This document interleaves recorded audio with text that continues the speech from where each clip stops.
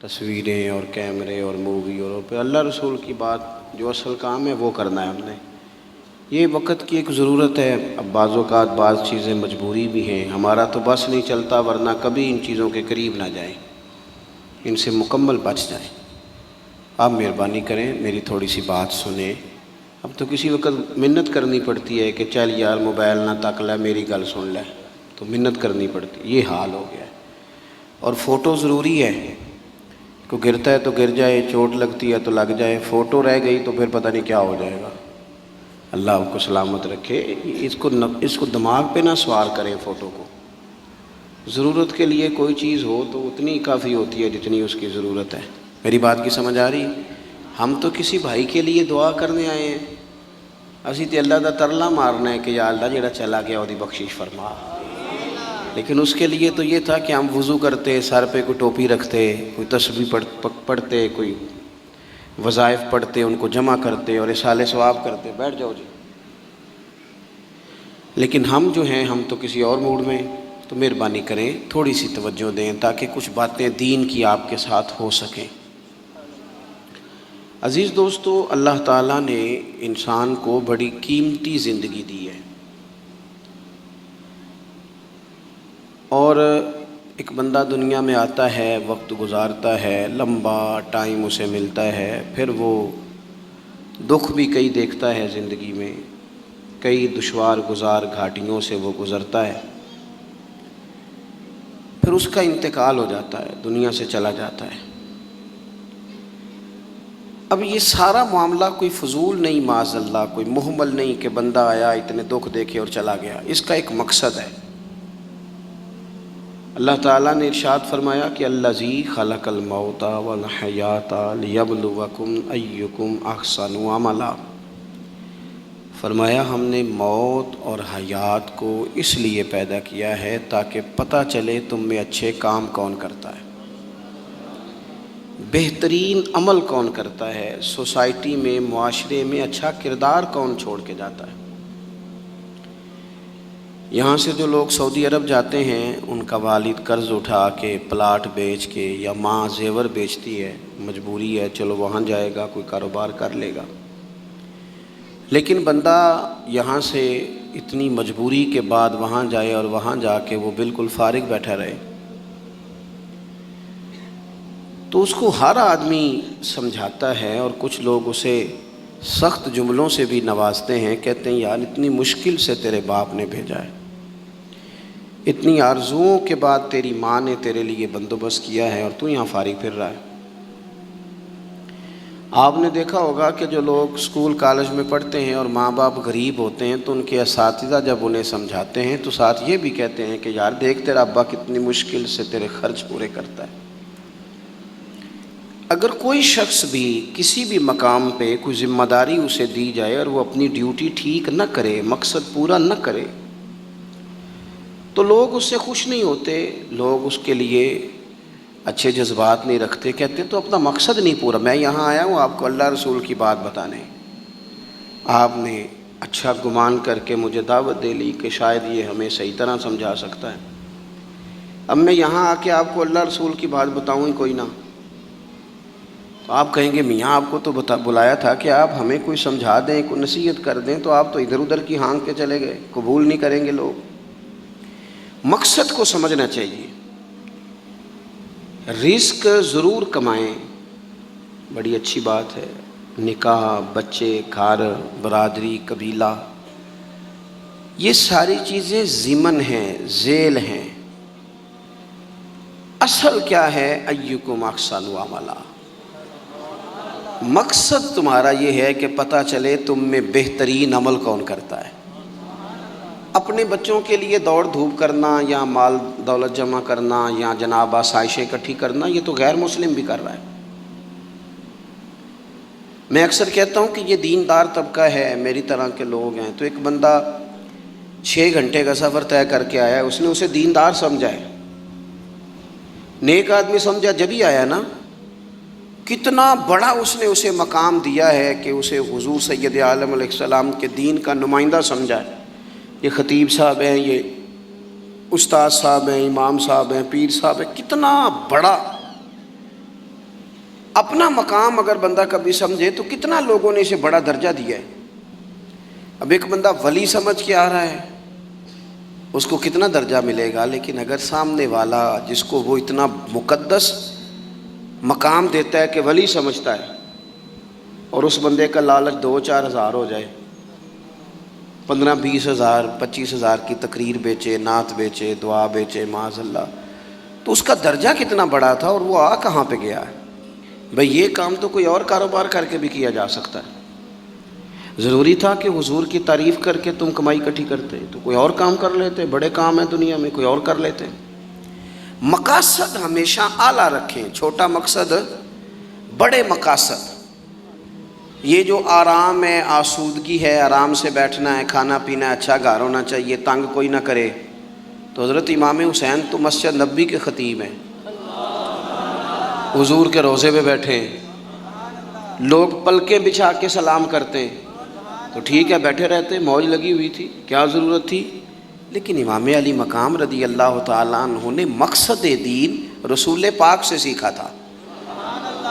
اپنی زندگی میں آگے بڑھنا، کچھ جد و جہد کرنا، ملت کے لیے، قوم کے لیے، وطن کے لیے، اپنوں کے لیے کوئی کوشش کرنا، ہمت کرنا، نکلنا، اور اپنی ذات سے اٹھ کر تھوڑا سا سوچنا، یہ معیار دین ہے. کوئی کام انسان زندگی میں کرے. ہم یہاں تو کچھ کرتے نہیں، اور اگر کرتے بھی ہیں تو وہ کیا ہے بھلا، مرضی کے کپڑے خرید لو، مرضی کے جوتے لے لو، مرضی کا مکان بنا لو. آپ حیران ہوں گے کہ ہم اس ملک میں رہتے ہیں جہاں سیلاب آیا ہوا ہے، غریب لوگ تکلیف میں ہیں، لوگ خیمہ بستیوں میں رہتے ہیں، پر نئے ماڈل کا موبائل مارکیٹ میں آئے تو وہ شارٹ ہو جاتا ہے. ایک طرف لوگوں کو رہنے کو جگہ نہیں، کھانے کو روٹی نہیں، اور دوسری طرف حال یہ ہے کہ لوگ کہہ رہے ہیں جناب گاڑی ہمیں پہلے چاہیے، گاڑی بک کرائیے، وہ پہلے مل جائے، 2-4 لاکھ زیادہ دینا پڑے تو ہم دے دیں گے. یہ مقصود نہیں.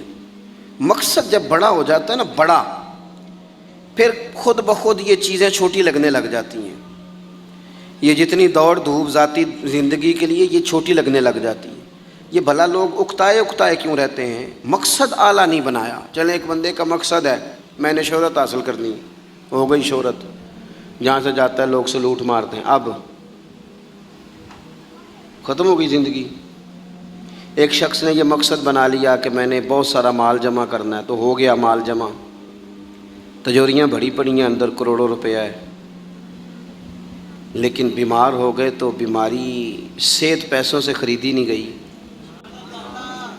نہیں خریدی گئی. حضرت حسن بصری کہتے ہیں کہ میں ایک بادشاہ سے مجھے کوئی کام تھا، میں ملنے گیا تو مجھے پتہ چلا کہ بادشاہ سال میں ایک دفعہ اپنے گاؤں جاتا ہے. میں اس کے پیچھے اس کے گاؤں چلا گیا تو وہاں ایک قبر تھی. بادشاہ نے سب سے پہلے پڑھے لکھے لوگ لا کے قبر کے قریب کھڑے کیے. تو میں نے پوچھا یہ کیا ہو رہا ہے؟ کہنے لگے ذرا دیکھو، یہ بادشاہ کا ایک ہی بیٹا تھا، ایک کی اکلوتا اس کی قبر ہے. پڑھے لکھے لوگ پہلے کھڑا کیے، پھر اس کے بعد اس نے ڈاکٹر، حکیم، طبیب کھڑے کیے، پھر اس کے بعد اس نے فوجی، سپہ سالار، نیزہ باز، گھوڑ سوار کھڑے کیے. یہ کیا ہو رہا ہے؟ تو کہتے ہیں مجھے بتایا گیا اس کا ایک ہی بیٹا تھا، بیمار ہو گیا، پھر فوت ہو گیا. بادشاہ سال کے بعد یہاں آ کے کہتا ہے پتر یہ سارے پڑھے لکھے لوگ میں نے تیری قبر پہ کھڑے کیے ہیں ملک کے، اگر علم لڑا کے تجھے بچایا جا سکتا تو شاید میں مرنے نہ دیتا. پھر یہ حکیم، طبیب، یہ سارے کھڑے ہیں، اور بادشاہ کہتا ہے بیٹا اگر یہ ساری ان کی دانائی دے کے تجھے بچایا جا سکتا تو شاید میں تجھے مرنے نہ دیتا. پھر بادشاہ سپہ سالاروں کو، گھوڑ سواروں کو، تیر اندازوں کو کھڑا کر کے کہتا ہے پتر اگر طاقتیں لڑا کے بھی موت روکی جا سکتی معاذ اللہ تو شاید میں روک لیتا. پھر وہ آخر میں اپنے سر سے تاج اتار کے قبر کے پیروں والی سائڈ پہ رکھ کے رو پڑا. کہنے لگا پتر اگر حکومت دے کے، تخت دے کے بھی تجھے بچایا جا سکتا تو میں فقیر بن کے زندگی گزار لیتا پر تجھے بچا لیتا. لیکن کل نفس ذائقۃ الموت. ہم نا بھول گئے اصل مقصود کیا ہے، کیوں آئے ہیں۔ ہمارا طرز زندگی، اٹھنا بیٹھنا چند ذاتی معاملات کے لیے، چند ذاتی۔ میں کہتا ہوں کہ اگر دین پر بھی عمل، دیکھو نا، وظیفہ پڑھنے سے روزی میں برکت ہوتی ہے، شک کوئی نہیں، صدقہ دینے سے بلائیں دور ہوتی ہیں، شک، بالکل ٹھیک باتیں اپنی جگہ پہ۔ کیا صدقہ رب راضی کرنے کے لیے دینا ہے کہ بلا دور کرنے کے لیے؟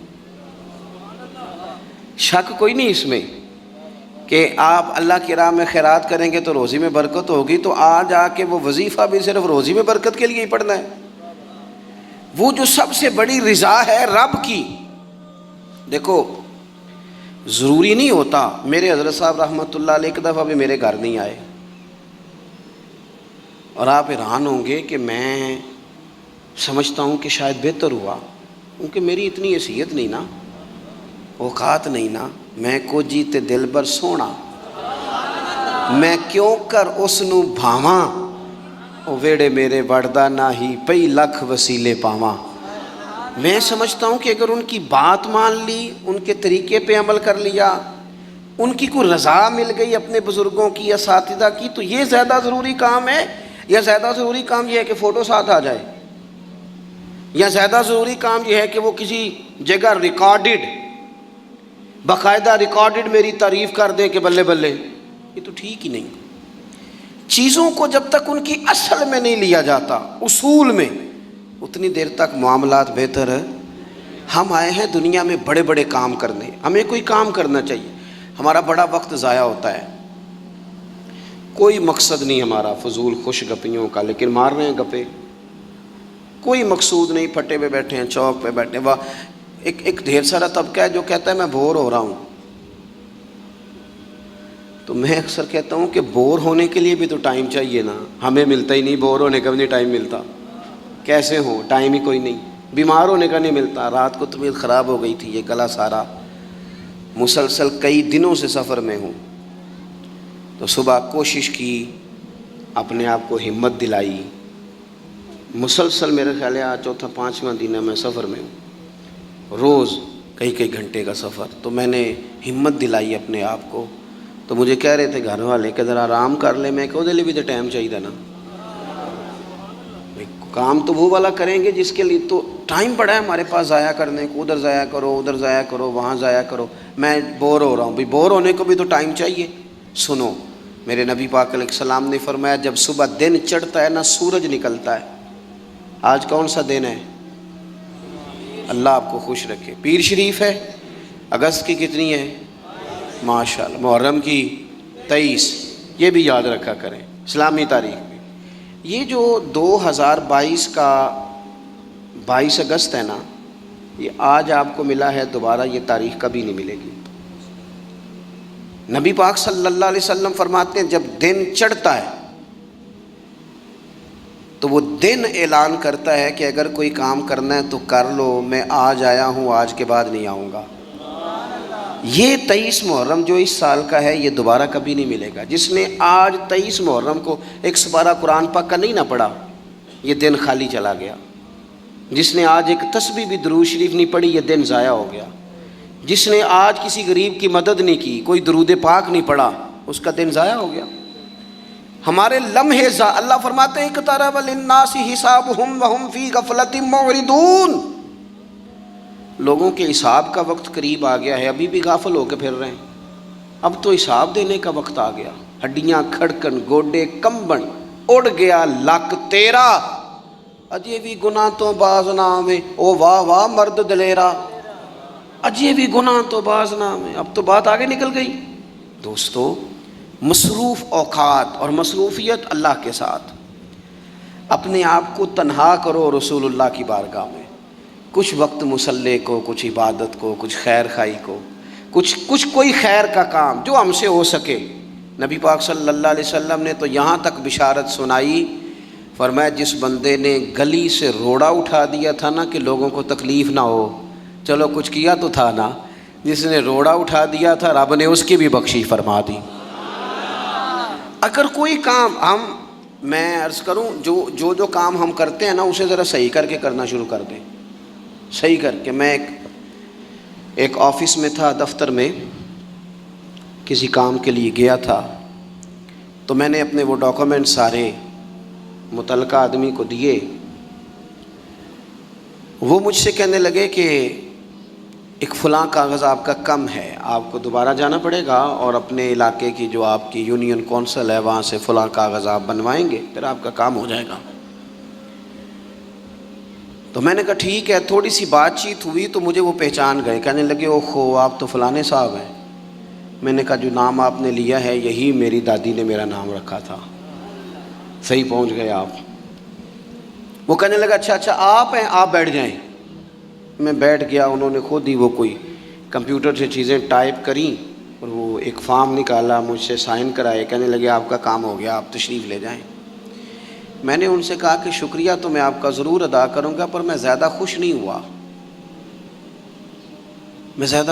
ہوا، میرے پاس 2 لوگ تھے، گاڑی بھی تھی، میں بھیجتا، یہ کاغذ آ بھی جاتا، علاقے میں بھی فون کرتا، مجھ سے محبت کی جاتی ہے، مجھے فارم جلدی مل جاتا۔ اس کا مطلب ہے آپ سیٹ پر بیٹھ کے بڑے کام کر سکتے ہیں پر لوگوں کے کرتے نہیں، آپ پھیرے لگواتے ہیں، یہ لے آؤ وہ لے آؤ۔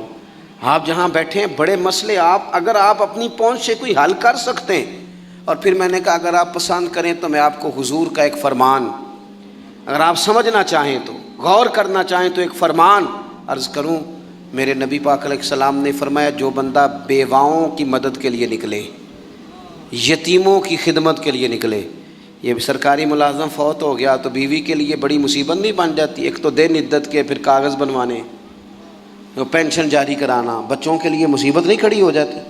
فرمایا جو بندہ بیواؤں کی مدد کے لیے نکلے، یتیموں کی مدد کے لیے نکلے، غریبوں کی خبرگیری کے لیے نکلے، میرے رسول کریم علیہ السلام فرماتے رب اسے اتنا ہی ثواب دے گا جتنا اپنے رستے میں تلوار لے کے جہاد کرنے والے کو ثواب عطا فرماتا ہے۔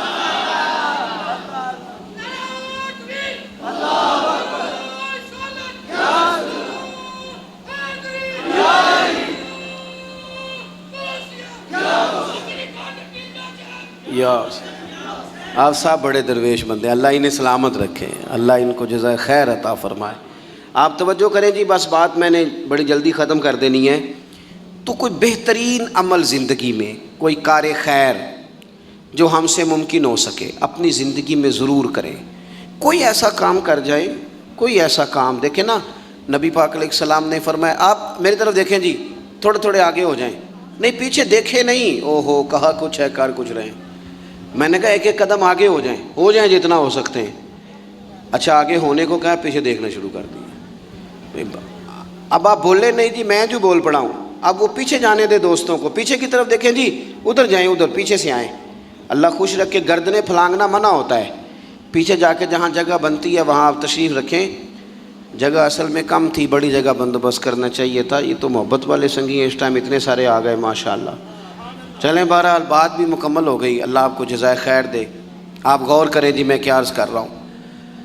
تو کوشش کریں کہ زندگی میں کوئی خیر کا کام، کوئی اچھا عمل، حضور صلی اللہ علیہ وسلم نے فرمایا جس نے اللہ کی رضا کے لیے مسجد بنائی نا، اللہ اس کے لیے جنت میں مکان بنائے گا۔